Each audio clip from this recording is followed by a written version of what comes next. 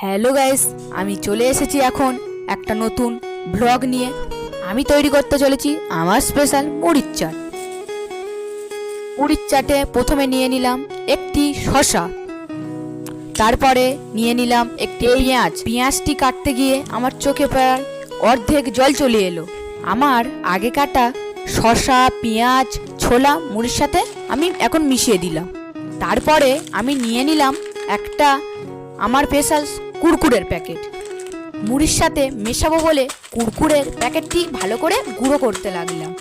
তারপরে গুঁড়ো করা কুরকুরেগুলি আমি মুড়ির সাথে ভালো করে মিশিয়ে নিলাম।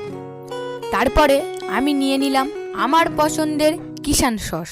তারপরে নিলাম আমি একটু ঝুরি ভাজা। তারপরে আমি নিয়ে নিলাম একটু নিমকি। তারপরে নিয়ে নিলাম একটু চানাচুর। তারপরে ভালো করে এগুলোকে আমি মিশিয়ে নিই। খেতে কিন্তু মুড়ির চাটটি সেই লেগেছে।